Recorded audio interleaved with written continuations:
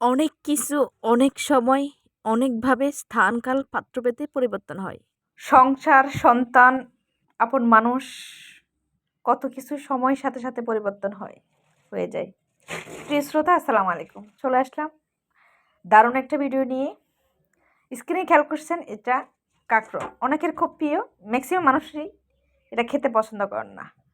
আজকে এই রেসিপিটা আপনাদের সামনে নিয়ে আসলাম একটু ভিন্নভাবে। অনেকে অনেকভাবে খান, কিন্তু আজকে আপনাদেরকে দেখাবো আমি যেভাবে খাই।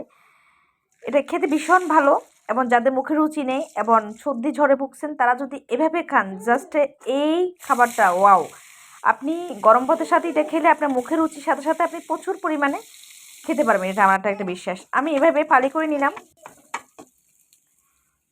একবার টাটকা 4টা কাঁকরোল নিয়ে। আমি এইভাবে, আপনারা স্ক্রিনে খেয়াল করতেছেন, এইভাবে আমি এটাকে ভেজে নিলাম। অবশ্যই সিদ্ধ হয়েছে কিনা দেখবেন, নরম হয়েছে কিনা। উঠিয়ে নিলাম। ছোটোবেলায় মা এই খাবারটা খেত, উনি পছন্দ করতেন। বিশেষ করে এগুলোর মধ্যে যেগুলো পাকা, ওগুলো উনি কসকস করে খেতে খুব পছন্দ করতেন। আমার বাবাকে বলতেন যে কাঁকরোল নিয়ে আসিও। আমার মা দেখতাম মুরগি দিয়ে, বিভিন্ন বড় মাছ দিয়ে, মাছের মাথা দিয়ে রান্না করতেন। পাখাগুলো আমার মা খেতে ভীষণ পছন্দ করতেন।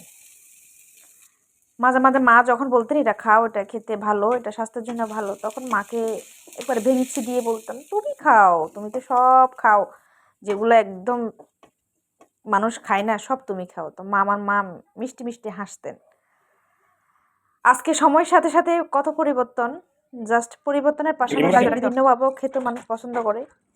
এটাকে আমি রান্না করে খেতে তেমন একটা আমার ভালো লাগে না, তবে আজকে আমি এটাকে আমার মতো করে এভাবে তৈরি করলাম। এটা খেতে কিন্তু ভীষণ ভালো, কোনো অংশে কিন্তু খারাপ না। জাস্ট একটু করে একদিন দেখবেন। আপনারা দেখতেছেন স্ক্রিনে আমি কিভাবে এগুলা করলাম। আমি এখানে আস্তে আস্তে করে কিন্তু ছোট ছোট রসুন আস্ত রেখে দিলাম। এটা যখন কামড়ে পড়বে, এটা ভিন্ন ধরনের একটু স্বাদ অনুভব করবেন।